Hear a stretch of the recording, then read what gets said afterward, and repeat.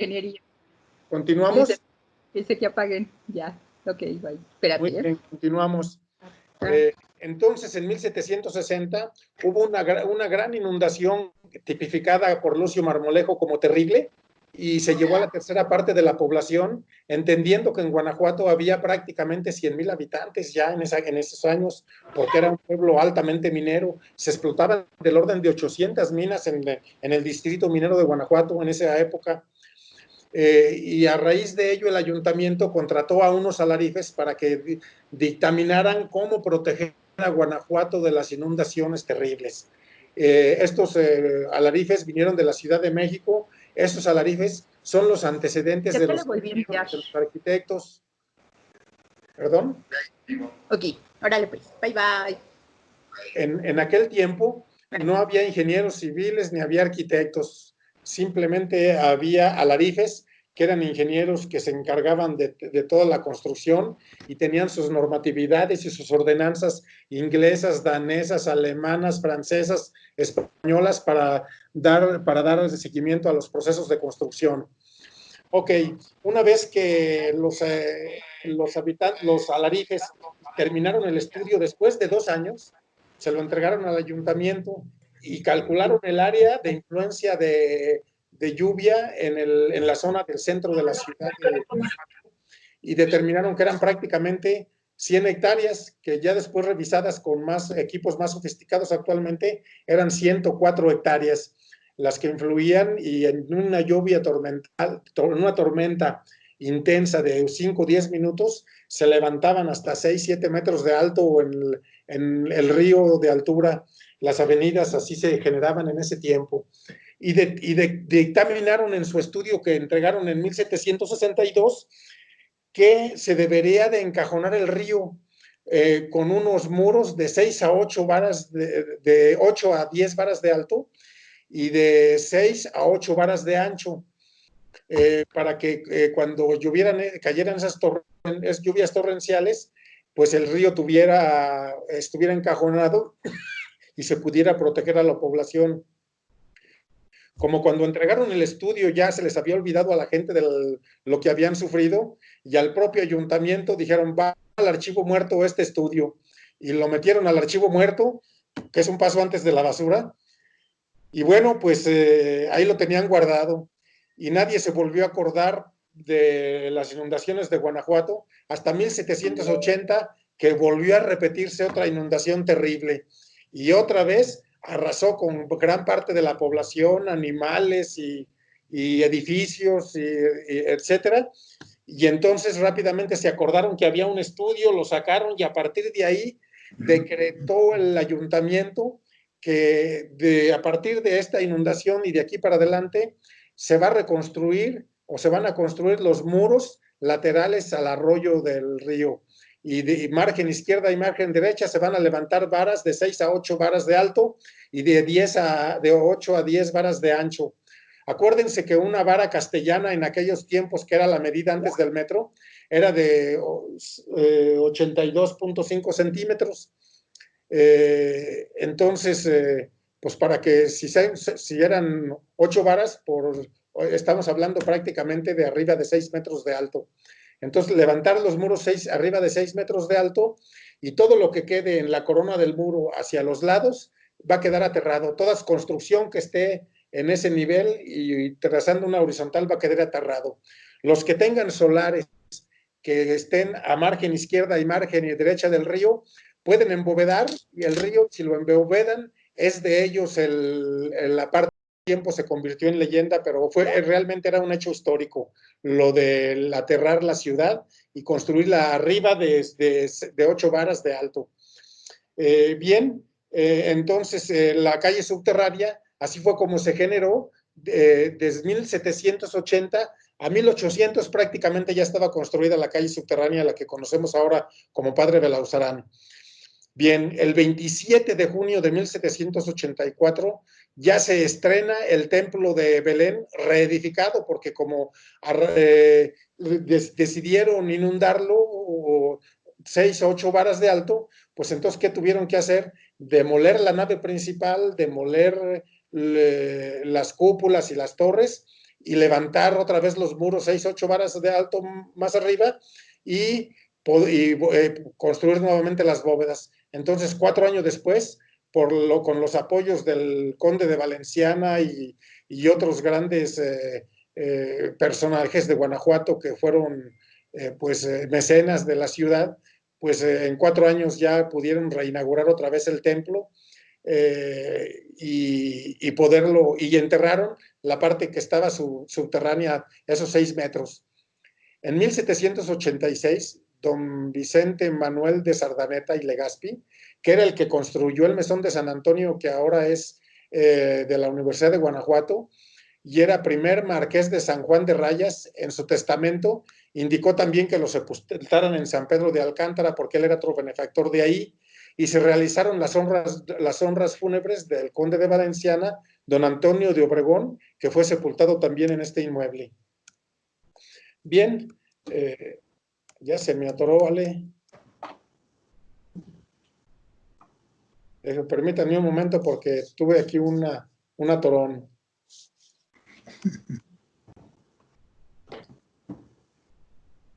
Listo. Aquí pueden observar una fotografía al margen superior izquierdo de la inundación de 1905. Es una fotografía de la ciudad, algunos podrán identificar el lugar, otros no. Lo importante es que ya estando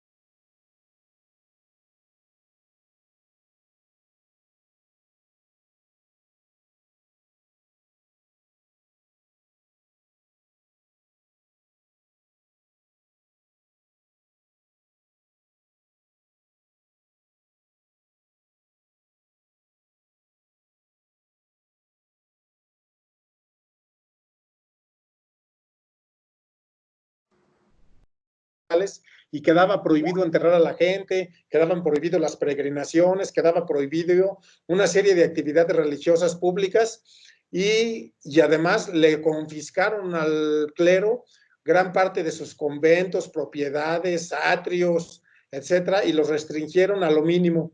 Y en el caso aquí de San Pedro de Alcántara o San Diego, no fue la excepción, les quitaron la parte del convento que estaba aquí pegadita en la esquina donde están estos carros de los años 60, era el Taxi Unión, el sitio Unión de taxis, estos eran taxis, y aquí donde están los taxis y pegaditos hasta el fondo, era todo lo que era el claustro académico, el claustro de los frailes dieguinos, franciscanos descalzos, y entonces pues les confiscaron esa parte del terreno y se la vendieron a un particular para que hiciera un hotel.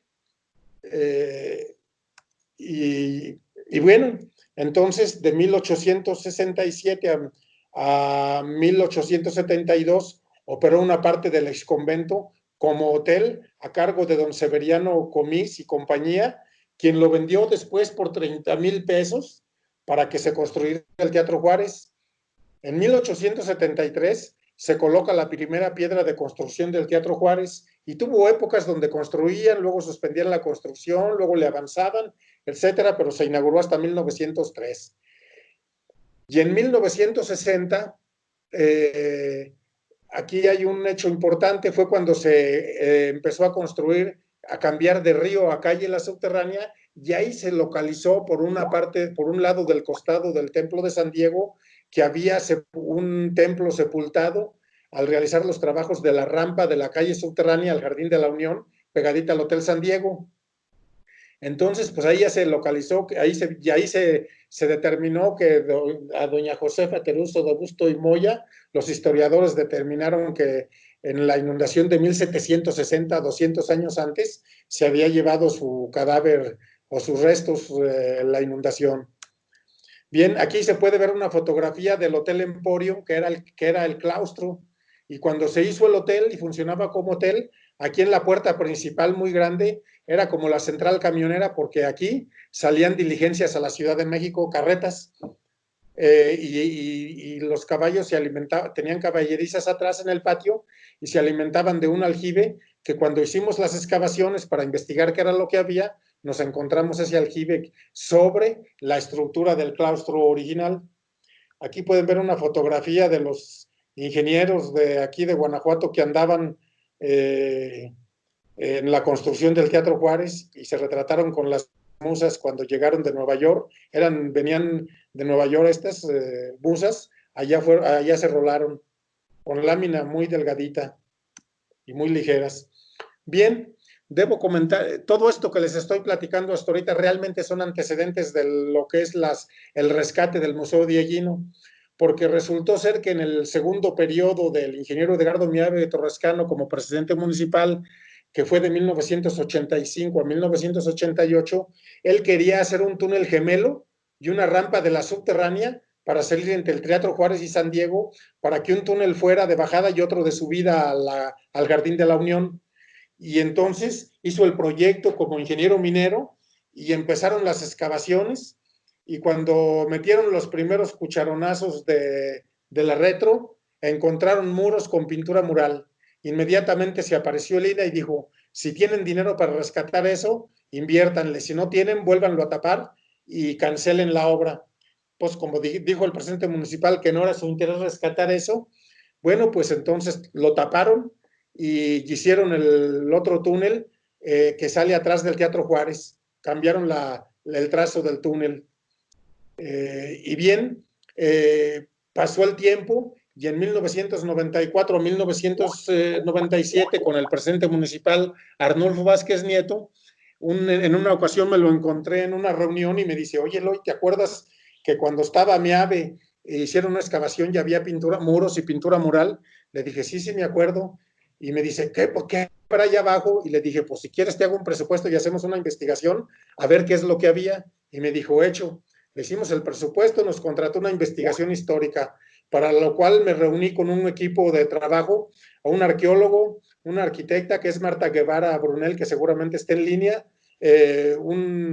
otro maestro en restauración que es Gregorio de la Rosa Falcón, y un historiador, Hilario Pescador de Salamanca, Guanajuato, y empezamos a meternos a los archivos, al del archivo de la Basílica, al de Valenciana, que era de la universidad, al archivo, vimos y planteamos ir al archivo pues de la diócesis de Guanajuato que está en Morelia. En aquel tiempo pertenecíamos a la diócesis de Morelia y fuimos al Archivo General de la Nación, a Lecumberri, y también hicimos una visita al Museo de Indias de Sevilla y al Museo y al Archivo Histórico Armando Olivares Carrillo aquí en la Universidad de Guanajuato. Hicimos el recorrido por todos los museos, sacamos el estudio histórico y pudimos reconstruir lo que había abajo del templo. Aquí está una fotografía del ingeniero Miave que no quiso hacerlas del rescate. Cuando el ingeniero Miave encontró los muros con pintura mural, el arquitecto Miguel Eduardo Cano Romero, supervisor del INA, hizo una reconstrucción hipotética que después se demostró que era correcto. Aquí está la pintura mural que se encontró. Observen ustedes los muros y que el INA no permitió que se derruyeran para hacer el mueble. Y aquí ya vemos fotografías de cuando empezamos nosotros a hacer rescate ya en función a un contrato que nos dio Arnulfo Vázquez Nieto, presidente municipal, y entonces pues decían que había interés por rescatar conjuntamente entre el gobierno del estado, el municipio y Guanajuato Patrimonio de la Humanidad, había interés por rescatar lo que había entre el Teatro Juárez y el Templo de San Diego. Este es un periódico, El Nacional, del 22 de mayo del 96, que fue cuando se hicieron los trabajos. Aquí está una copia de uno de los contratos para hacer primero el estudio histórico y después las excavaciones, unas calas. Fíjate nomás. Ay, sí. Bien, se propusieron 10 calas y finalmente se contrataron que se hicieran estas 6, 7, 2, 4, 5 calas que están aquí marcadas, la 1, la 2, la 5, la 7 y la 6.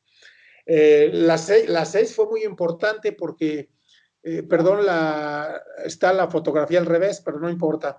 La cala número 7 fue muy importante porque cuando hicimos esa cala nos encontramos con que la cimentación del Teatro Juárez estaba volada porque las corrientes subterráneas de agua estaban socavando el subsuelo y estaba ya volada la cimentación del Teatro Juárez y se estaba manifestando en fallas y grietas y cuarteaduras en la parte del foro y el arco proscenio del Teatro Juárez. Esa cala fue muy valiosa. La otra de San Diego, la número 6, fue valiosa desde el punto de vista que allí encontramos parte del huerto y algunos entierros también.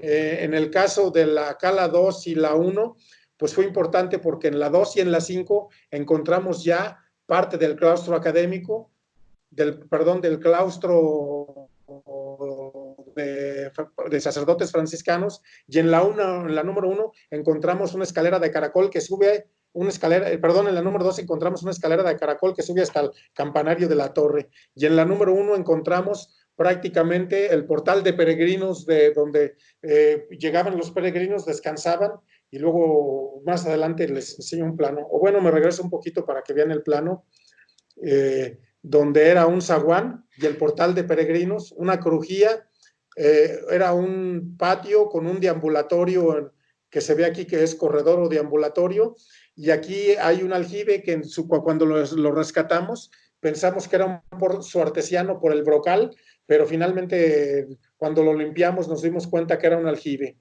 Y había otro aljibe un poco más arriba, pero que ya no sale en el plano porque no se rescató esa zona porque pues ya está ahí la estructura del Teatro Juárez. Tampoco se rescató la crujía que dice aquí de crujía, ni el portal de peregrinos, el zaguán y la portería. ¿Qué es una crujía, Eloy? ¿Sí? ¿Qué ¿Sí? es una crujía? Sí, soy una Javier Laud, crujía es un cuarto. Crujía? Es un cuarto, pero eran los cuartos o las recámaras de los frailes. Se les llamaba crujías. Gracias. De nada. Seguimos.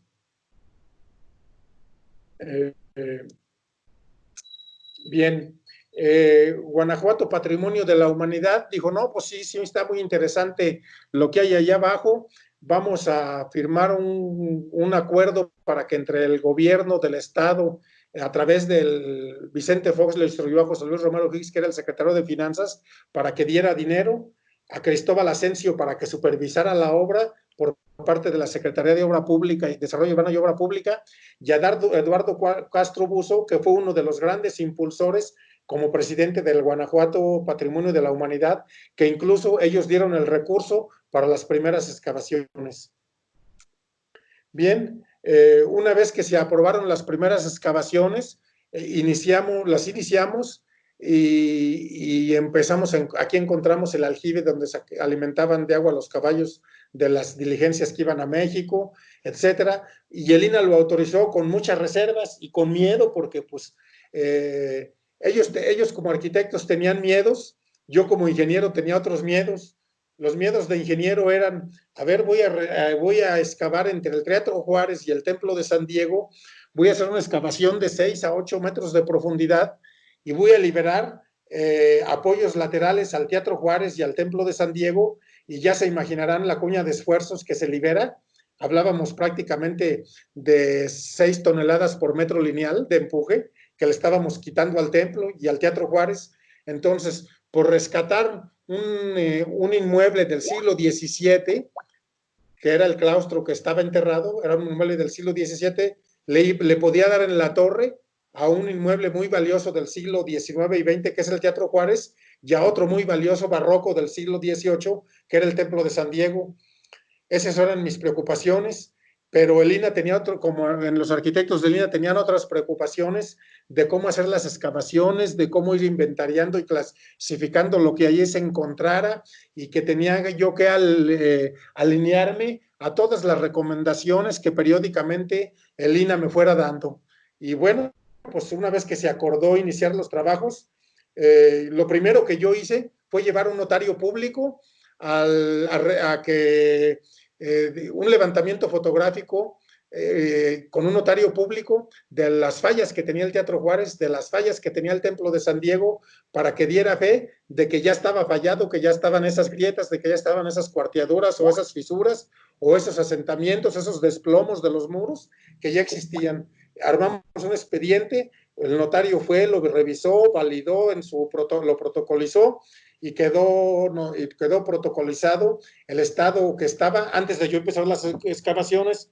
Y eso se me ocurrió por el miedo que yo tenía de que luego me fueran a echar la culpa de que yo le di en la torre a unas obras de la arquitectura muy importantes para el país y para la humanidad.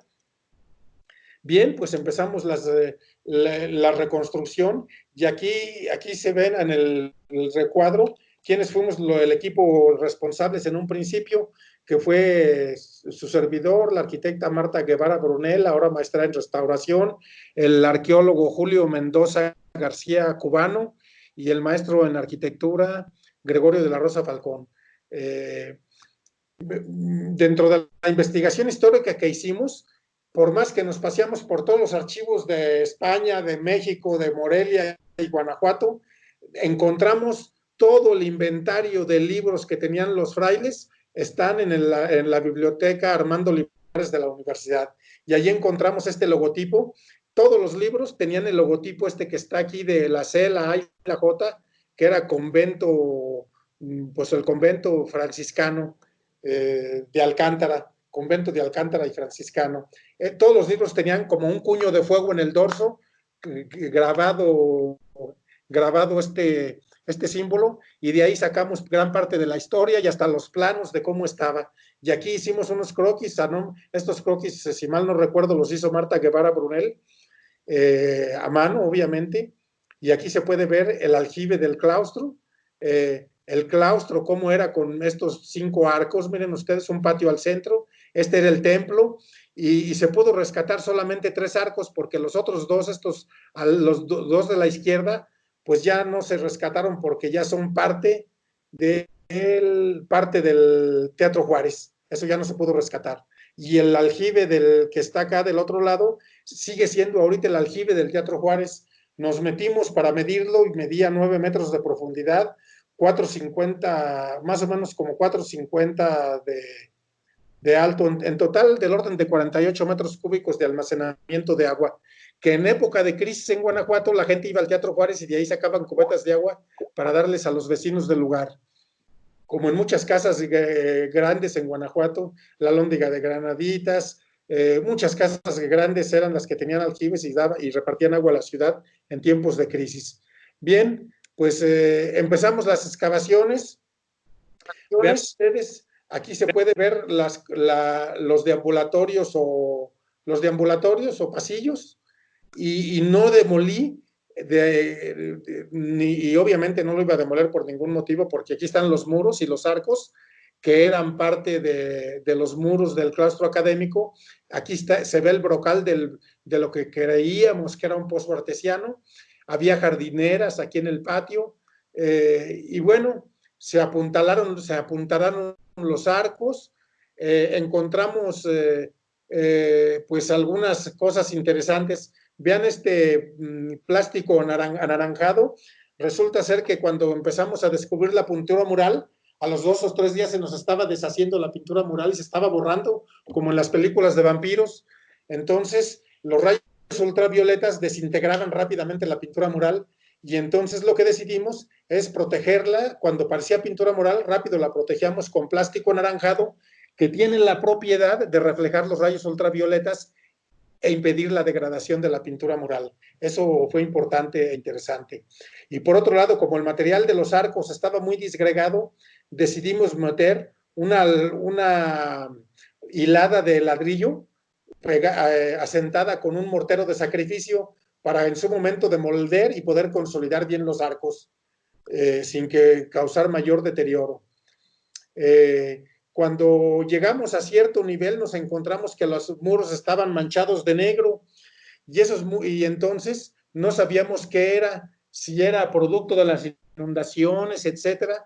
Entonces contratamos a la maestra Luz Helena Álvarez Gasca, alias La Busa, aquí de Guanajuato, una maestra muy reconocida química y maestra en restauración, y contratamos al doctor Cervantes Jauregui, que ellos dos hacían barrido de electrónico, de microscopio, de rayos X, y con ese barrido electrónico de rayos X dictaminaron qué eran las manchas negras, y resultó ser que eran óxido de manganeso que se generó porque cuando decidieron rellenar y aterrar el claustro, trajeron rezaga de la mina, y la rezaga de la mina pues tenía óxido de manganeso, todo lo que ya no contenía oro y plata, y con la humedad pues manchó todas las paredes de negro, que todavía hay indicios y manchas negras todavía de ese óxido en estos momentos. Bien, aquí se puede ver otra parte de otro contrato. Y bueno, en ese tiempo el gobernador era Vicente Fox Quesada, el presidente municipal Arnulfo Vázquez Nieto, y el secretario del ayuntamiento, el doctor, ahorita les digo su nombre, se me escapa, Héctor, parece que se llama Héctor. Ahorita en un ratito, al final se los digo, no me acuerdo bien ahorita. Se llama Carlos Torres Eloy. Carlos Torres, el doctor Carlos Torres, exactamente.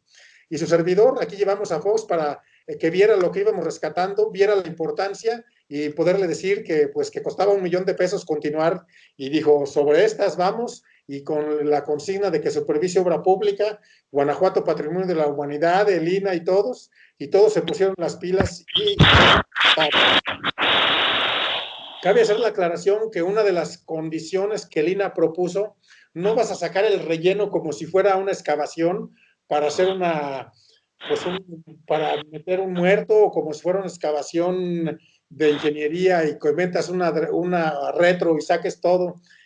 Tienes que hacer un procedimiento arqueológico, y el procedimiento arqueológico consistía en hacer una retícula de cuadros de 40 por 40 centímetros, trazarlo sobre el terreno natural, y luego con cincel, marro, tenedor, cuchara, cepillo, ir excavando con la cuchara y con el tenedor poco a poco, esos 40 centímetros de profundidad, un cubo de 40 centímetros. Y lo que me fuera encontrando, para mí eran tepalcates en aquellos tiempos. Después de ahí me dijeron, no son tepalcates, es cerámica. Entonces, cada pieza de cerámica que me encontraba se iba registrando, se iba inventariando en qué cuadro estaba, en qué profundidad del cuadro estaba, y qué tipo de cerámica era, de dónde era el origen de la cerámica, y se limpiaba, se lavaba, y se le ponían todas sus leyendas a cada pieza de cerámica. Y yo les decía, ¿y qué voy a hacer con tanta cerámica que vamos encontrando? Y me decía Lina, cuando tengas la cerámica y la osamenta, porque también íbamos encontrando huesos, la limpias, la lavas, los clasificas, los metes en costales y nos los llevas a Lina. Bueno, pues así empezamos, y entonces pues hagan de cuenta que andábamos así con cuchara y tenedor haciendo las excavaciones de cientos de metros cúbicos que teníamos que sacar. Y obviamente debo decirles a ustedes que el problema de la restauración, conservación, rescate de los inmuebles históricos, el problema no es técnico. Bueno, tiene su parte técnica y su parte teórica, pero el problema fundamental y el más fuerte, el más álgido, es el problema social, porque como no protegimos con tapias, no pusimos tapiales, pues la gente pasaba y veía lo que estábamos haciendo, porque fue una recomendación que nos dio Guanajuato Patrimonio de la Humanidad. Y entonces empezaban las envidias, grupos de arquitectos que decían, ¿cómo un ingeniero anda de responsable de un rescate arqueológico? O un restaurador, ¿cómo un ingeniero anda haciendo obra de restauración? O un arqueólogo, ¿cómo ese anda dirigiendo arqueología? O un historiador, el que sabe de la historia de Guanajuato, o etcétera, etcétera. Había de todo, químicos, de todo. Y bueno, había esos detractores, de unos que no querían que se rescatara, otros que sí querían. La mayoría sí estaban con la curiosidad de saber qué había, y poco a poco lo íbamos informando a través de los medios de comunicación. Sin embargo, algunos amigos míos pues se inscribieron al periódico El Nacional, y cada semana escribían un artículo.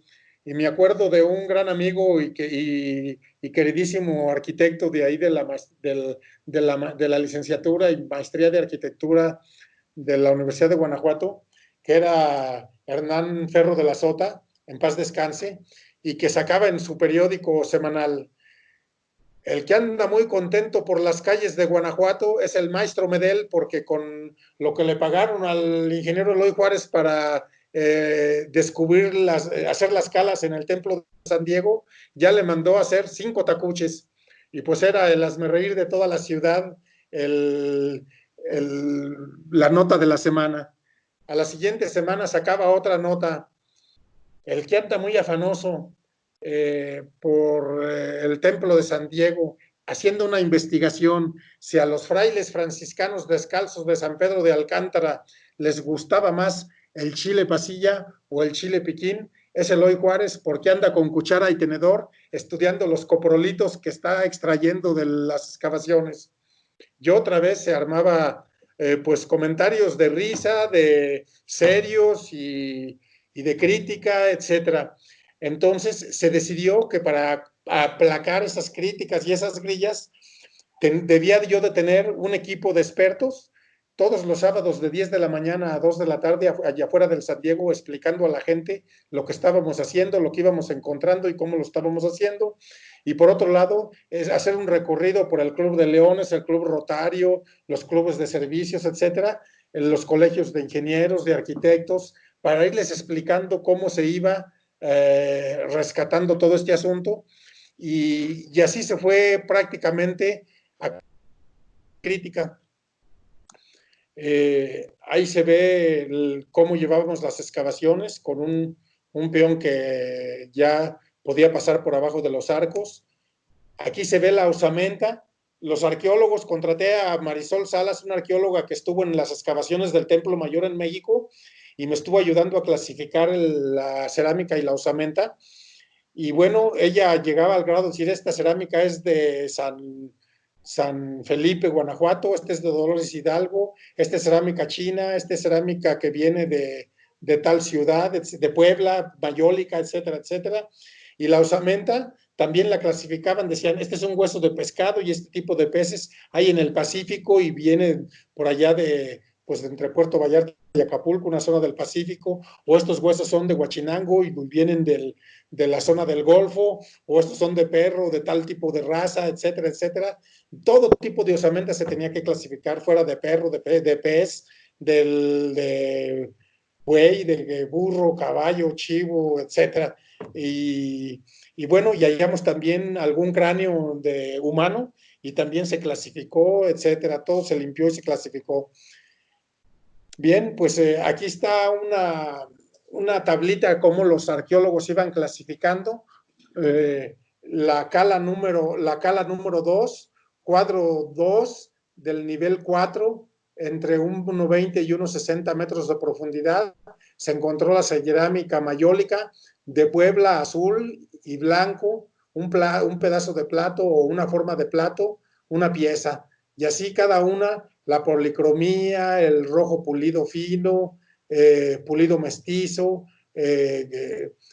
grupos alisadas le llamaban, o grupos barnices plumbeo, de los que acuérdense que la cerámica muchas veces la cristalizaban o le daban acabado con plomo y pues le decían que estaba barnizado con plombeo, café rojizo, café, ámbar, etcétera, y si era cazuela, olla, jarro, etcétera, o una pieza cualquiera, el número de pieza. Y así se clasificó cada uno de los cuadros. Llegó un momento en que ya no había cerámica, ni había osamentas, ni había nada. Había puro material de rezaga. El INAH insistía en que debíamos de seguir con la metodología arqueológica, pero yo al ver que era ya muy homogéneo y que no había nada más que puro relleno de rezaga que trajeron de la mina, pues entonces sí puse tapiales y cuando iba el INAH pues tenía mis calas y cuando se iba el INAH metía una retro y sacaba 6, 7 camiones al día de relleno.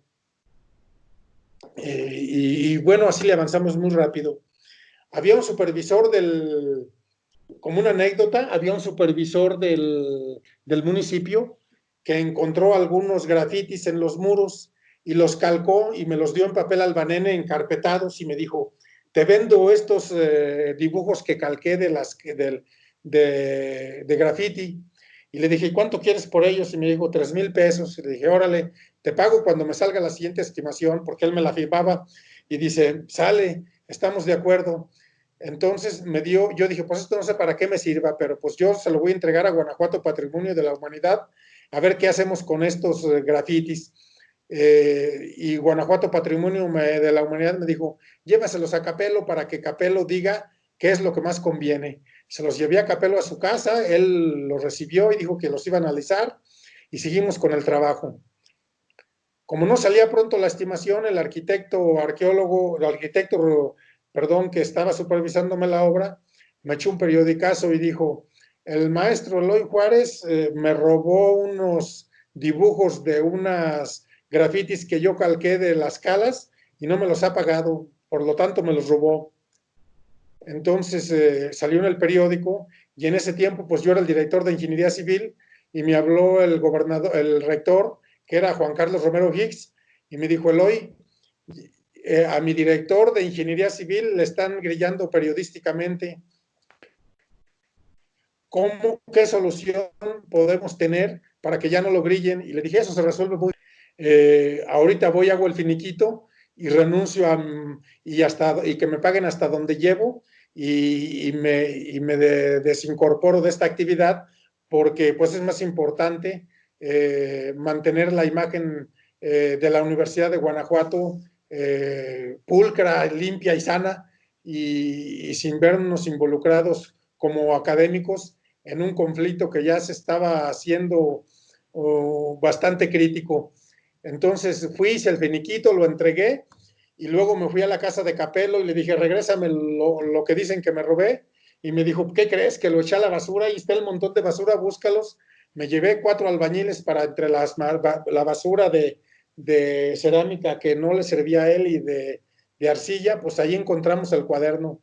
Ya lo sacudimos, lo limpiamos y llevé notario y se los entregué al dueño para que ya no me reclamara nada. Y ahí cerré mi intervención, mi primera intervención en esto.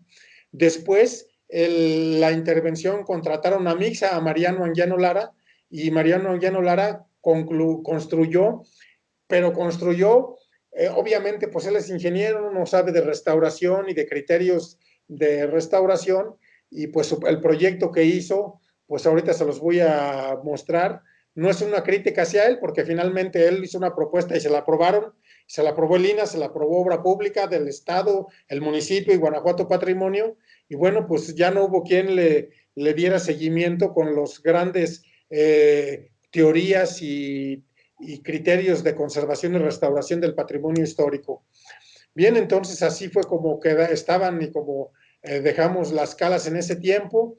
Debo decirles a ustedes que hubo este arco que se ve aquí marcado con círculo amarillo, en la parte superior, pues Teléfonos de México metió unos ductos y le dio en la torre al arco. Entonces cuando yo hice las excavaciones tuve que apuntalar primero, y una vez apuntalado contraté a unos bovederos de San Javier, que son bovederos que van a la playa, los llevan hasta Europa a restaurar bóvedas de hace 500 años. Van los bovederos de Guanajuato y de Lagos de Moreno a restaurar bóvedas. Yo contraté a los de aquí de San Javier para que reconstruyeran con cuña este arco y que además servía de apoyo lateral para el Teatro Juárez y el Templo de San Diego, que eran unas de mis preocupaciones. Y bueno, pues dejamos ahí en esas condiciones la obra. Y bueno, dentro de la dinámica de los trabajos de rehabilitación de los espacios, es necesaria la respuesta, la aplicación de respuestas múltiples de antropológicas, arqueológicas, pictóricas, históricas, arquitectónicas, ingenieriles, fotográficas, de paleógrafos para traducir documentos de épocas o siglos pasados, etcétera, todos bajo un solo fin y principios de la restauración como parte de la memoria viva de la humanidad. En ese sentido, pues sabemos los que nos dedicamos a la restauración que las teorías que sustentan a este tipo de rescates, decía César Brandi, solo el arte se restaura. Y decía John Ruskin, dejar que los edificios mueran dignamente, O sea, para él, ahí está un edificio, nunca lo restauren, dejen lo que se vaya acabando y que muera dignamente, y cuando ya no exista, pues ya que quede como algo que ya pasó. Entonces, la que a mí me pareció más acertada era la teoría de Viollet-le-Duc, que por cierto, si ustedes recuerdan, ahora que se quemó Notre Dame, salió a relucir que uno de los grandes restauradores, que estaba muy abandonada Notre Dame, y uno de los grandes restauradores de principios del siglo XX, y el responsable de la restauración de Notre Dame fue Viollet-le-Duc, y en sus teorías él decía: el restaurador debe ponerse en la piel o en los zapatos del creador primitivo, entender el espíritu de la obra en su proyecto de concepción original y aplicarlo a la reconstrucción y aplicarlo a la reconstrucción de la misma. O sea que si hay un templo y le falta una torre y el restaurador piensa o ve que el proyecto original tenía 2 torres, pues hay que construirle la otra. Por ejemplo, la torre de San Felipe Torres Mochas, pues ya no son Torres Mochas porque ya alguien construyó la torre que faltaba. Entonces sigue siendo San Felipe, torres completas ahora, desde mi punto de vista. Pero bueno, entonces la idea es rescatar la concepción arquitectónica original. Y vean ustedes, había un deambulatorio en el proyecto arquitectónico. Me voy a regresar para mostrárselos. Y en ese deambulatorio, que es que está aquí, pues lo más lógico era que una vez que se rescaten los arcos, se reconstruyera el deambulatorio, y entonces para pasar del Jardín de la Unión atrás del Teatro Juárez o a la Plaza de la Constancia, pues era circular por arriba de la Crujía y del Zaguán, recorrer el corredor en U y seguir hasta la Plaza de la Constancia, y el patio del claustro dejarlo tal y como estaba funcionando. Eso es aplicar la teoría de Viollet-le-Duc. Pero pues como yo me salí, ya nadie aplicó la teoría de Viollet-le-Duc, ni de Brandi, ni la de Ruskin, ni la de todos los restauradores, ni las cartas de Atenas, de Venecia, de Cracovia, ni de ninguna carta. Entonces hicieron un proyecto y directamente techaron prácticamente una parte del patio para hacer un andador, y otra parte le pusieron cristal para que se viera una parte del patio. Y lo que son los deambulatorios, pues sí los techaron, pero pues ya hicieron ahí una combinación mixta que desde mi punto de vista no es correcta, pero pues así está y nos adaptamos, y ahora pues ya es del siglo pasado una intervención, ya es histórica. Bien, no sé cómo andamos de tiempo, porque ¿cómo vamos, Ale? Bien, otros de los criterios de restauración y de rescate del patrimonio tienen que ver con la Carta de Atenas, la de Zacatecas, la de Restauro en Italia, cartas de la UNESCO, de Venecia, ahora hay carta de Zacatecas, la carta también de acá en el estado de Guerrero de Tasco, y ya hay varias cartas. Y hay una madre de todas las cartas que es en Alemania, o la de Cracovia, que prácticamente todas las cartas están resumidas en esa. Y estas no son leyes, son criterios y teorías de la restauración y del rescate del patrimonio cultural, que los restauradores, los arqueólogos, historiadores, etcétera, se reúnen periódicamente y sacan nuevos criterios, nuevas normas y nuevas teorías para conservar y mantener el patrimonio histórico. Bien, ya les hablé de las manchas negras que encontramos. Cuando se encuentra lo que llamamos salitre y que todavía lo encontramos en construcciones actuales, eso se elimina con pulpa de papel periódico o papel sanitario, se pega húmedo en la pared, y cuando se seca, las eflorescencias salinas quedan eliminadas. Otra forma de hacerlo muy práctico, y lo hacemos en la obra actualmente, pues es con ácido muriático rebajado al 10%. Las limpiezas se limpió un fragmento de un relavo de sol que nos encontramos con agua, jabón, cepillo, agua neutra que se llama Estran, un cepillo suave de cerdas, y bueno, pues se clasificó y se inventarió para llevarlo a Lina. Los aplanados que se estaban flojos y cayendo se ribetearon, cada una de esas galletas de aplanado y se inyectaron con un primal al 10%. Ese primal es una emulsión acrílica con la que se restauran los aplanados que son de cal viva apagada en obra. Se aplicó por aspersión primal al 10% sobre la superficie pictórica porque es un consolidante para las pinturas y se les colocó un velado de escartibanas que es una especie de papel japonés.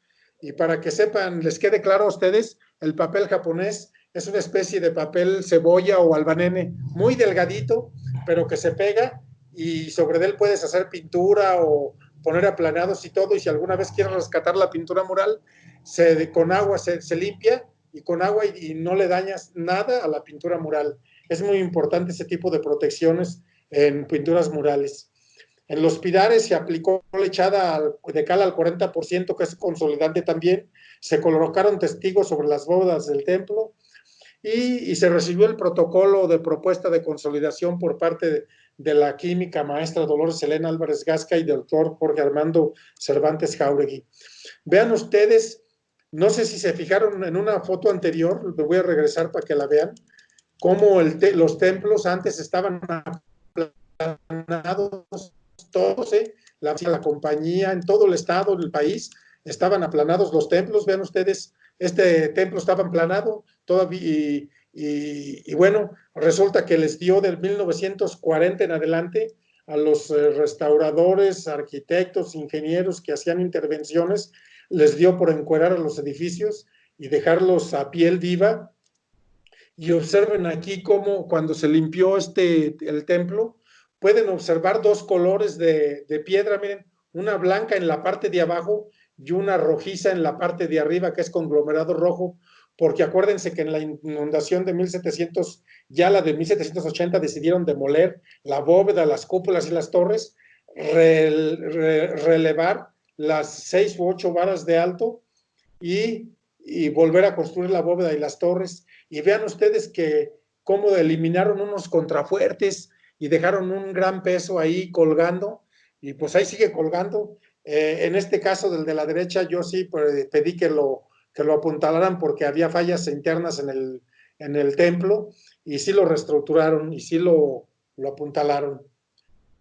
Bien, pues una vez que ya se terminó de restaurar, así resultó que les gustó cómo apuntalé las bóvedas y para que se distribuyeran los esfuerzos uniformemente en estas cerchas de madera, se puso bajo alfombra 2 capas para que sirviera de colchón y si había algún punto, el esfuerzo no fuera puntual, sino que fueran uniformemente distribuidos los esfuerzos de los arcos a la cimbra. Pues, ¿qué creen? Que decidieron dejar la cimbra como parte del rescate, lo cual me pareció completamente, pues, no correcto. Y luego metieron una tridilosa y esa cimbra, pues eso sí que cambiaron la cimbra y la pusieron ya con acabados de ebanistería, pero finalmente fue cimbra.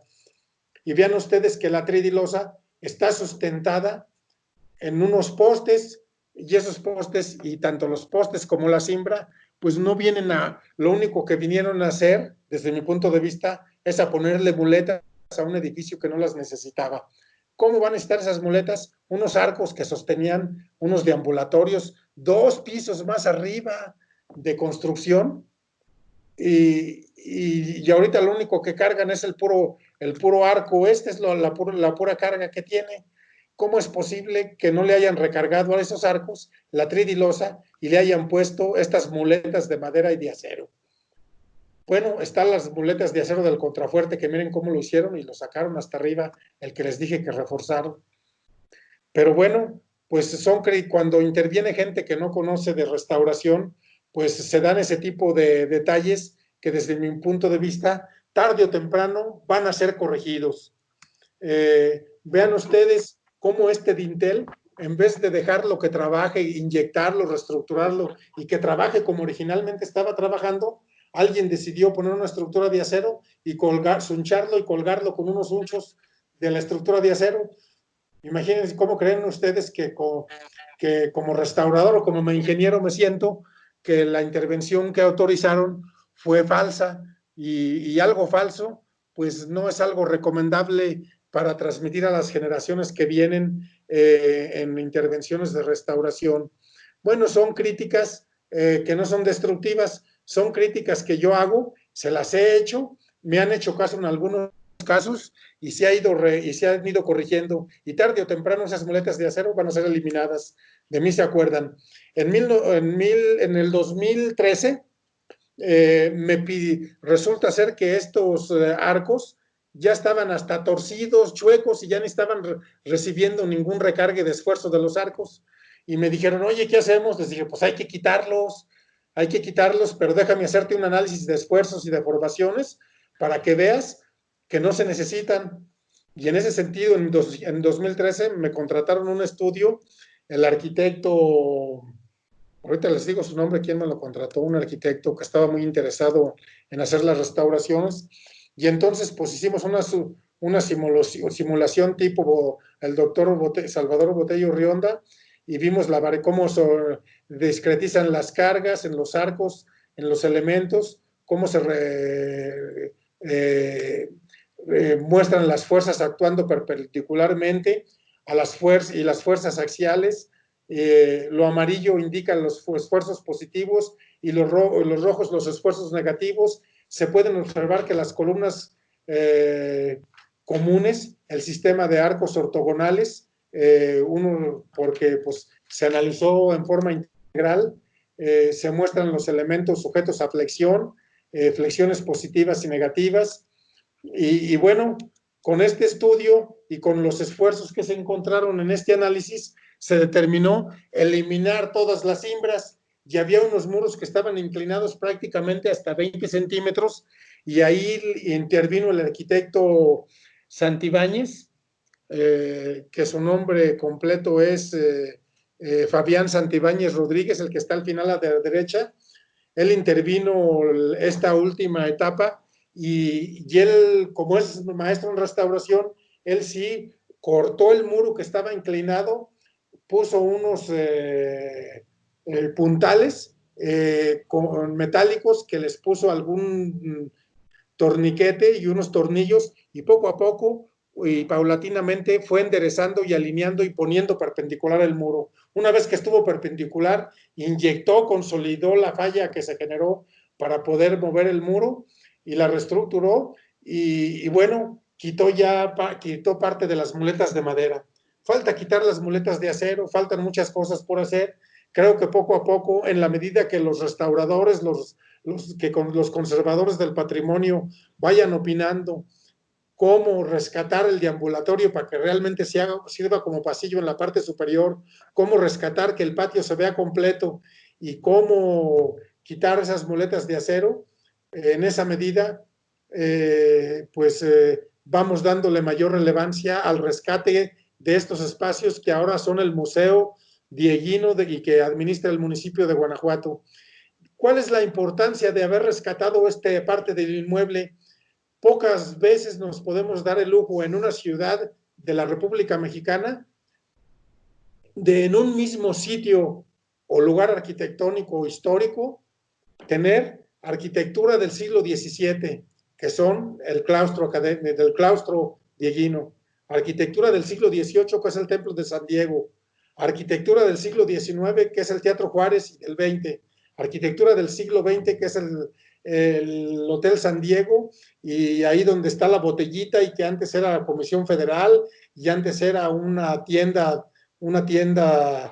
pues estuvo ahí hasta el Seguro Social, etcétera, y edificios del siglo. O sea que en un mismo sitio hay 5, 17, 18, 19, 20 y 21 ahora, porque ya hay estructuras del siglo XXI, que son la giganta que hizo el arquitecto Cuevas. No sé si era Carlos Cuevas o sí, Carlos Cuevas. Bueno, era dibujante, era pintor y escultor, Carlos Cuevas, y la otra Altuno que está ahí, que fabricó el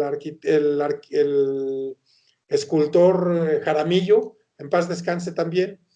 Bien, pues rescatamos todo esto, y esta es la historia del Templo de San Diego, que tiene que ver mucho con la calle subterránea, y aquí los agradecimientos a Vicente Fox Quesada, que era el gobernador, a José Luis Romero Gis, que era el secretario de Finanzas, a Cristóbal Asensio Hernández, que era el secretario de Desarrollo Urbano y Obra Pública, Arnolfo Vázquez Nieto, que fue el precursor prácticamente de que se rescatara esto, el arquitecto, al licenciado Eduardo Castrobuso, que fue presidente de Guanajuato Patrimonio de la Humanidad, al licenciado Isauro, que ya fallecieron los que tienen una crucecita, al licenciado Isauro Rionda Regín, que era el cronista de la ciudad, a Lucebelia Campaña y Yolanda Cano, que fueron directoras en su momento del INA en a Eduardo Cano Romero, que era supervisor del INA, a Edgardo Miave Torrescano, que respetó y no le dio en la torre al claustro cuando quería hacer su túnel, a René Jaime Martínez Ríos, que era el director de Desarrollo Urbano y Obra Pública y que era uno de los encargados de supervisarnos la obra, al doctor Carlos Torres Ramírez, que en ese tiempo era secretario del ayuntamiento, ya hace 2 trienios era también secretario del ayuntamiento, como que él se especializó en ser secretario del ayuntamiento aquí de Guanajuato, a la arquitecta Marisol Salas Díaz, que fue trabajadora arqueóloga del rescate del Templo Mayor en México y que me dio muy buenos resultados y mucho apoyo, a la arquitecta Marta Guevara Brunel, ahora restauradora, y que sigue trabajando en la restauración y es una persona muy proactiva y muy práctica de la restauración y aplica todas las teorías actuales, al arquitecto Luis Israel Peña Sánchez, que fue el que me contrató el cálculo estructural de los arcos, cómo estaban funcionando para poderle quitar las muletas, a Dante Anaya Juárez, que me ayudó a hacer el estudio estructural, al arqueólogo Carlos Castañeda de Lina, que nos regañaba cada día que iba a supervisar, porque siempre le encontraba un prietito en el arroz, nos regañaba, y estábamos tan enojados de sus regaños, que nos dijo, lleven toda la cerámica y la osamenta al Lina, y como yo tenía 6 camiones de volteo de cerámica y osamenta, me esperé a un sábado para que me abriera el velador, y le dije, ¿dónde te pongo esta osamenta y esta cerámica? Y les invadí toda su biblioteca de costales, y después me regañaron, les dije, ustedes me dijeron que se las entregaron en Lina, y aquí está entregado por Lina y recibido por el velador. Pero bueno, luego nos hicimos muy buenos amigos, a pesar de los corajes que nos hacía pasar, y nos hicimos muy amigos, y luego cuando yo estaba en obra pública y hicimos la casa para museo en Plazuelas, allá en Pénjamo, él era nuestro supervisor, y rápido nos entendimos con todas sus exigencias. El arquitecto Gregorio de la Rosa Falcón, que nos ayudó, el arquitecto Jorge Luis García Vargas, que fue uno de los que empezaron a hacer el proyecto, delineó el proyecto inicial. Desafortunadamente Lina no quiso que él entrara a las actividades y pues apoyó con el proyecto, lo entregó él y el arquitecto José Morán Aguilar, entregaron ese proyecto a Guanajuato Patrimonio de la Humanidad, o sea que ellos corretearon la liebre y yo sin correr la alcancé. La Dolores Elena Álvarez Gasca, buena asesora en restauración y sobre todo en cuestión de iconología e iconografía cristianas, el ingeniero Juan Miguel Tobar Valls, Hilario Yáñez Trejo, Héctor Morales Ramírez y Fabián Muñoz Gracián, que en ese tiempo eran estudiantes de ingeniería civil y que daban su servicio social conmigo, apoyándome en este gran proyecto. A Francisco Huerta Castillo, que fue el que hizo los estudios de geotecnia, mecánica de suelos, a Hernán Ferro de la Sota, mi crítico número 1 de arquitectura, a Jorge Armando Cervantes Jauregui, a Felipe Macías Gloria y Patricia Campos Rodríguez, que son unos grandes líderes universitarios de Guanajuato y que llevan bajo su cargo un proyecto que se llama la Universidad de Guanajuato en tu comunidad y que trabajan en las comunidades del noreste del estado y en todo el estado, en las comunidades que los invitan para trabajar proyectos de restauración, proyectos de exvotos, proyectos ecológicos, ambientales, una serie de proyectos muy importantes que alguna vez tendremos oportunidad de platicar. La maestra Alejandra Carrillo Barrón, que ustedes saben que me ayuda a la redacción y presentaciones de todos los documentos que hago desde el 2008 hasta la fecha, y la Sociedad Civil Guanajuato Patrimonio de la Humanidad, a Mariano Lara Anguiano, que fue el que terminó las excavaciones que yo dejé empezadas, y al maestro Fabián Santibáñez, que fue el que quitó las muletas de madera y que realmente enderezó los muros que estaban inclinados. Pues hay mucha gente más que agradecerle, pero pues todas las actividades que hacemos como ingenieros, como arquitectos, como restauradores, como profesionalistas, en estos tiempos debemos entender que ya todas las profesiones son trans y transdisciplinar y multi-inter y transdisciplinar. Todas las actividades que hagamos, ya no somos todólogos, tenemos que trabajar en equipo y entre mejor que esté el equipo estructurado, mejores resultados damos. Espero que pues les haya gustado, que hayan aprendido algo de lo que es la conservación del patrimonio. Y con respecto a la pregunta que me hacía Corona Domínguez, que en relación a que, o Domínguez Corona, ya se me olvidaron los apellidos después de 42 años, pero que yo no puedo hacer nada por las estudiantinas que tocan ahí. Sí se puede rescatar algo de historia, pero yo creo que eso está a cargo del municipio, quien puede hacer una selección de estudiantinas, de grupos que sean profesionales y que realmente le den buena imagen a la ciudad de Guanajuato. Si hay alguna respuesta, con todo gusto, estamos listos para lo que ustedes consideren. A ver, Ale, ven para acá.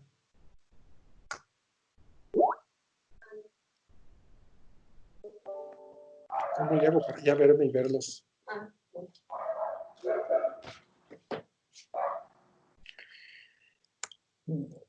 Bueno, si alguien quiere la presentación que acabo de mandar a ustedes, por favor, mándenle un correo a Ale para que ella les reenvíe la presentación. Porque, ¿me escuchan? Sí, sí te escuchamos. Si alguien quiere la presentación, con todo gusto, porque yo creo que este tipo de presentaciones no se deben quedar en el escritorio de alguien, deben ser difundirse, divulgarse. Bueno, se difunde la cultura y se divulga la ciencia, entonces tiene que difundirse y divulgarse este tipo de conferencias y pláticas que estamos haciendo. Con todo gusto, Ale se las envía. Y si no hay ninguna pregunta, bueno, pues hasta la próxima. Muchas gracias, Eloy. Gracias. Bien. Yo quisiera felicitarte, Eloy, si me escuchas. Soy Javier Sí. Laúd. Me gustó muchísimo conocer esta parte profesional de tu persona, no la conocía en la restauración. Y también felicitarte por el apasionamiento que nos transmitiste. Yo te iba a preguntar que seguramente te tenía apasionado, pero basta con la forma en la que lo expusiste, que se le antoja a uno ser restaurador. Felicidades, muy padre que la exposición, que yo la vertería en dos partes, una hasta tu participación y la otra en la parte crítica que suena un poquito desalentador, pero me quedo con ese enamoramiento de la primera parte. Muchas felicidades. Me encantó esta plática. Muchas gracias, Javier. Debo decirte que sí, soy apasionado. Soy profesor de la maestría de restauración de sitios y monumentos desde 1984 a la fecha y he participado, yo creo que en más de 300 proyectos de restauración desde esos años hasta la fecha. Sí me gusta mucho, sí me apasiona y bueno, de hecho debo comentarles a ustedes con mucho orgullo este apasionamiento. El Colegio de Arquitectos de Guanajuato me lo ha reconocido y me han hecho partícipe y soy integrante honorario del Colegio de Arquitectos de Guanajuato por las pláticas de restauración que les he impartido y las publicaciones con las que he compartido con ellos, porque debo decirle que muchas de estas pláticas las he publicado y están en libros que la propia universidad ha publicado. Varios libros, capítulos de libros, hemos participado y hay cosas bien interesantes. Miren, tengo un estudio y un análisis. No sé si se acuerdan de Rodrigo Ambrís Medina. Rodrigo Ambrís Medina le dirigió una tesis sobre cómo se construían y cómo se diseñaban las estructuras del Templo de la Compañía aquí en Guanajuato. Y está bien interesante esa tesis. Algún día habrá posibilidades de platicarla con quien guste. Si hay algo más, adelante. Pues Eloy, ya te contactaré, habla Eloy, Víctor y Ramírez. nuevamente felicidades, te contactaré para seguir conociendo más de tus trabajos. Muchas gracias. Gracias. Eloy, habla Víctor Ramírez. Llegué a la conferencia un poco tarde porque tuve problemas para conectarme, pero la parte que oí me encantó. Le voy a pedir a Alejandra que me envíe toda la conferencia. Después te hablo para que me digas cómo me conecto con Alejandra y te felicito. voy a poner la última lámina para que veas ahí el correo. Ah, perfecto. El de Víctor Ramírez, pero para que todos lo vean el correo. Ahí va la última. Ahí está el correo. ¿Sí lo ves, Víctor? No, veo ahorita ahorita no tengo imágenes, pero bueno, no importa, tengo. A ver. Espérame. Sí, ya está la imagen. Ahí está la imagen. La lista nada más de los que miento, pero sí. No hay problema. Hasta abajo de las gracias, dice alecb@ugto.mx. No lo alcanzo a ver. Bueno. Bueno, no hay problema. En tu caso, yo tengo tu correo, te lo mandamos. Sí, por favor. Vale, muy bien. Te felicito, Eloy. La parte que oí me gustó muchísimo. Además, me gustó poder participar en ese tipo de conferencias a distancia tecnológicas y tuviste detalles humorísticos muy buenos que me hiciste reír cuando dijiste que llevaste los 6 camiones y los entregaste en el INA. Eso no me pudo evitar una buena sonrisa que tanto necesitamos en estos días. Pues es que me traían muy enojado y dije, me lo van a pagar. Me dijeron que todos se los llevara al INA, les conté 6 camiones de 6 metros cúbicos, 6 camiones de 6 metros y les llené toda su biblioteca de costales. Y me salí riéndome del INA y efectivamente a los pocos, como a los 3 meses fui, todavía tenían algunos costales ahí. Pero ahorita ya no tiene nada, quién sabe qué les salía. Qué bueno. Felicidades. Gracias. Sí, Eloy, habla Arturo Corona. Bueno, nada más felicitarte y sobre todo decirte que no son 42 años, son mucho menos. Pues de 1979 son 41, lo que pasa que me lo salté. Sí, pero bueno, yo los cuento cuando terminamos. Acuérdate, empecé a dar clase en agosto de 1979. Así es, sí.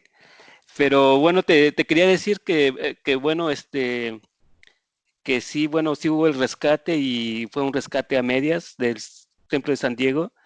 Después lo echaron a perder con esa, como esa especie de ágora para las estudiantinas. Por otro lado, también te quería preguntar si dentro de tus investigaciones que hiciste en Sevilla, en Guanajuato, habías podido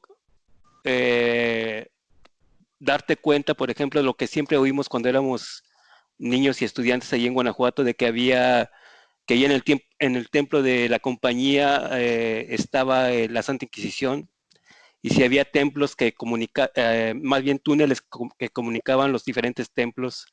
No sé si en tus investigaciones pudiste verificar si eso es cierto o no. Bueno, en primer lugar te debo decir que a Guanajuato nunca llegó la Santa Inquisición, o sea, no hubo Inquisición en Guanajuato. Todo lo que hay de historias o anécdotas no son ciertas en relación a la Santa Inquisición. Segundo, sí hay túneles que comunican unos edificios con otros.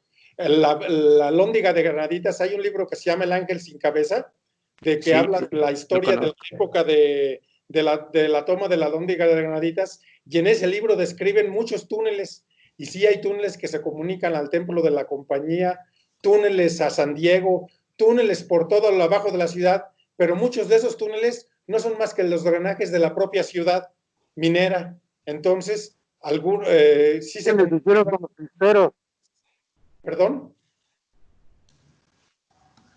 Bueno, sí se comunicaban, y cuando fui a Sevilla, debo decirte que primero no me dejaban entrar al archivo porque decían que ese archivo era para puros investigadores. Entonces, le hablé a Luis Enrique Mendoza Puga, que era el secretario académico de Ingeniería Civil en ese tiempo, y le dije, mándame por correo electrónico una carta donde yo soy profesor investigador de la Universidad de Guanajuato. Me mandó la carta y al día siguiente llegué otra vez al archivo de Indias de Sevilla, me abrieron las puertas, me dijeron, ¿usted quiere investigar sobre construcciones de franciscanos en América? Me sacaron como 20 rollos y me dieron una maquinita como una pantalla y unos rollos, ponía el rollo y le daba vuelta con una manivela y iba pasando todas las construcciones franciscanas de toda América, salían de Chile, de Argentina, de Centroamérica, de México, de todos. Y de tanto darle vueltas a las 3 horas, salía corriendo yo a vomitar, a volver el estómago, porque me mareaba de tanto ver esas cosas y no hallaba nada y no hallaba nada. Y a los 3 días que no hallé muy poco, fui y le dije a los administradores, fíjense que hallo muy poco de Guanajuato, de lo que yo quiero buscar, ¿cómo le hago para ser más preciso? ¿De dónde dice? Le dije, de Guanajuato, de México. Y me dice, no, pues, ¿qué anda haciendo aquí? Regrésese a Guanajuato. Hay una investigadora, historiadora de la Universidad de Guanajuato que se llama Rosalicia Pérez Luque, que vino y se estuvo 2 años aquí sacando todo lo que había de Guanajuato y hizo un catálogo y aquí tenemos el catálogo, pero pues ¿para qué se lo damos? Allí en Guanajuato lo tienen. Entonces ya me vine muy contento y me dediqué a pasear en España, ya me vine muy contento y ya pude localizar todas las investigaciones que había, pero finalmente la mayor investigación de lo que encontramos la encontramos en la Biblioteca Armando Olivares, con toda la colección de los y con que se identifica con los coños de fuego en la costilla de los libros de los frailes franciscanos descalzos de Guanajuato. Muy bien, gracias. Gracias, Eloy, y saludos. Que estés muy bien, un gusto saludarte. Igualmente. Maestro Eloy, le habla Everardo Rangel de la Maestría de Restauración de Sitios y Monumentos. Yo llegué tarde a la presentación, sin embargo, pues la felicitación, estuve en otro compromiso y pues le voy a pedir de favor que se me mandan el archivo. ¿Tienes el correo de Ale? Ale, voy a dar el correo para que lo apunten, por si no lo anotaron en la última lámina. Es Ale de Alejandra, C de Carrillo y B de Barrón. Muy bien. alecb@ugto.mx. Ahí pídesela a Ale, ya se las envía. Ya Ale las está enviando ahorita a los que la están pidiendo. Ok, maestro, muchas gracias y felicidades. Que estés muy bien, gracias a ti. No las manda, pero ya las estás comprometiendo.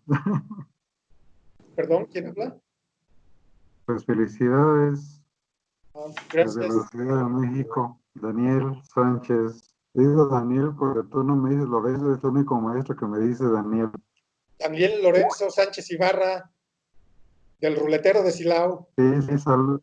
Sí, ya Oye, yo también vamos te felicito a ti por tu a tener que hacer restauración del ruletero. Yo también te felicito a ti por tu trayectoria, ¿no? Cualquiera llega a ser secretario de la UNAME, ni trabajar No, pues muchas gracias. en la Nacional de Prevención de Desastres, ni ser un investigador tan destacado como tú. Felicidades, Daniel, Lorenzo. Gracias, que estés muy bien. Felicidades. Gracias a ti.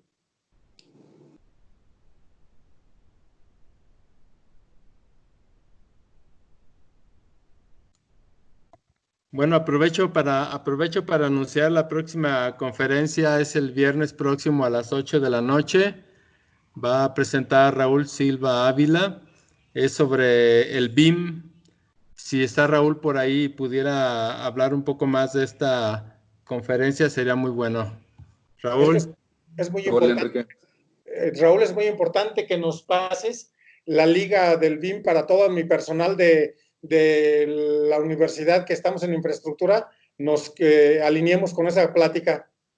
Sí, les comento, Eloy, esta plática, bueno, pues ayer la tuvimos con un buen grupo de gentes de cámara y tiene un único objetivo principal, que es que al final de la charla, esa es una charla de 1 hora, hora y media, nos quede a todos claro qué es el BIM, porque pues circulan muchas versiones, nos venden diferentes conceptos, etcétera, y esa es la idea de esta plática.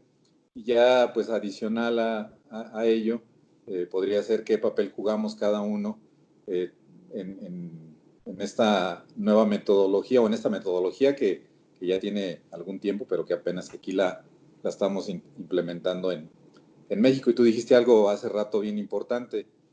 Toda tu chamba fue, dijiste, es multi, trans y no sé qué más. Inter. Inter, ¿verdad? Y ese es el espíritu del BIM. Entonces, pues esa es la idea de esa charla que tendremos el próximo viernes. Es multi, inter y transdisciplinar. Ándale. Eso suena como transgénero o algo así. Es algo ecléctico. Bueno, y nada más quisiera resaltar ahí un comentario que hice que pues también nos sentimos orgullosos de tener al único ingeniero civil con mirada de mujer. Digo, perdón, de arquitecto. Bien. No, también el ingeniero González del Villar es de los mismos, ¿eh? Bueno, pero él ya es más atrás. Muy bien, Eloy, muchas gracias. Gracias a ti. Y saludos a todos. Buenas noches, saludos para todos. Soy Héctor Álvarez. Muy bien, Héctor, gracias. Pues primero que nada, una enorme felicitación por este súper importante trabajo. Sé de tu gran trayectoria a lo largo del tiempo. Y bueno, como lo comenté por ahí, o como te lo comenté personalmente en alguna reunión, eres y siempre has sido alguien muy importante en mi vida. Y bueno, el reconocimiento por todo esto. Una enorme felicitación por el asunto.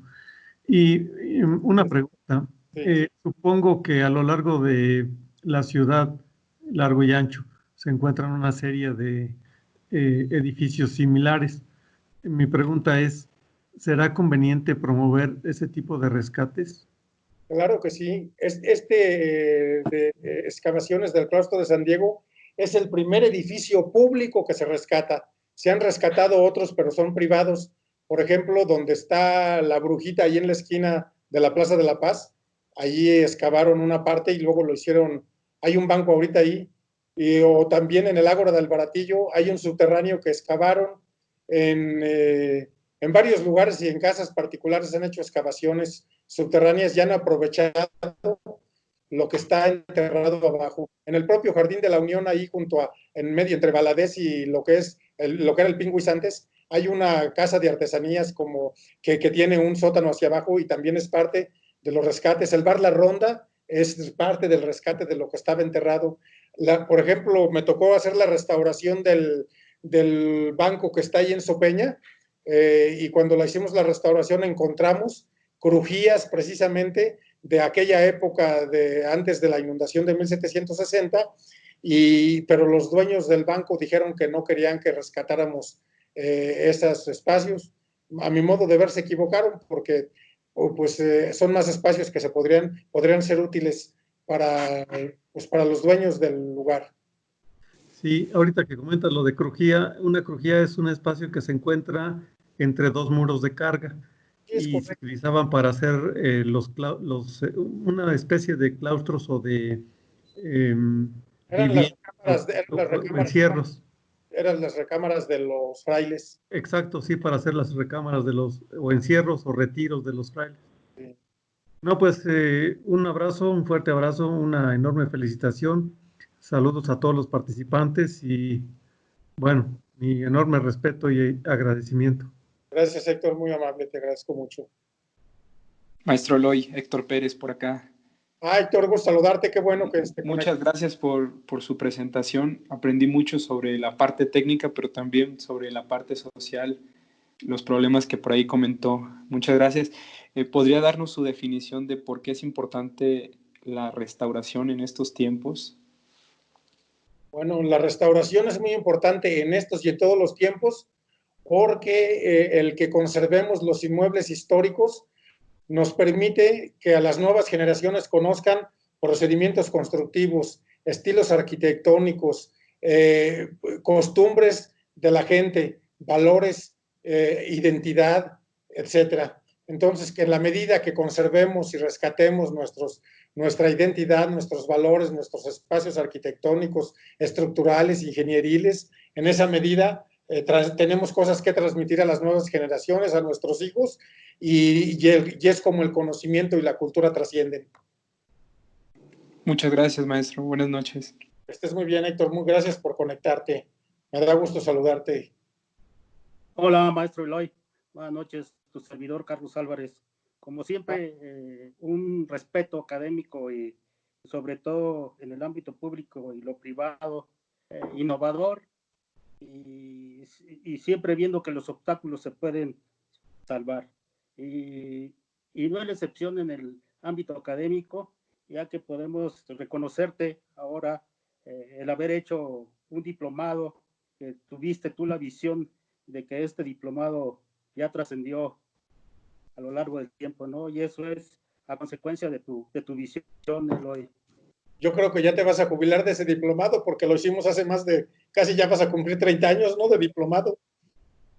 El tiempo se Debo acorta decirte, repente. y estoy orgulloso que realmente me tocó a mí no ser pionero de los diplomados, porque lo hacía Vázquez, lo hacían otros directores, pero realmente nosotros con Enrique Mendoza Puga detonamos muchos diplomados y eso ha sido un gran valor para la educación continua de la universidad.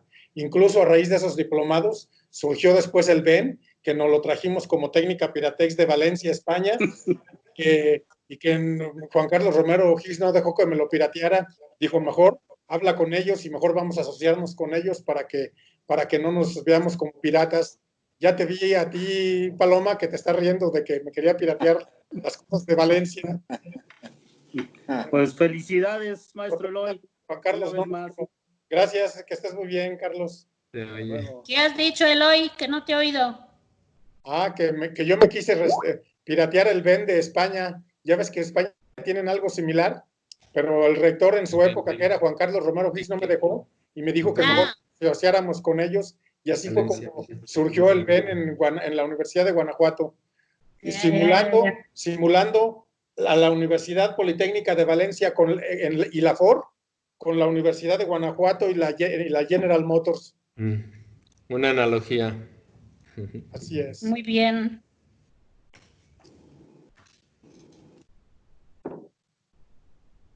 Buenas noches.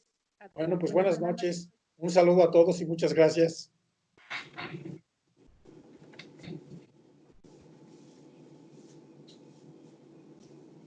Nos vemos, Eloy. Estén muy bien. Gracias. Nos vemos el próximo viernes, Raúl. Sí, nos vemos. Hasta luego.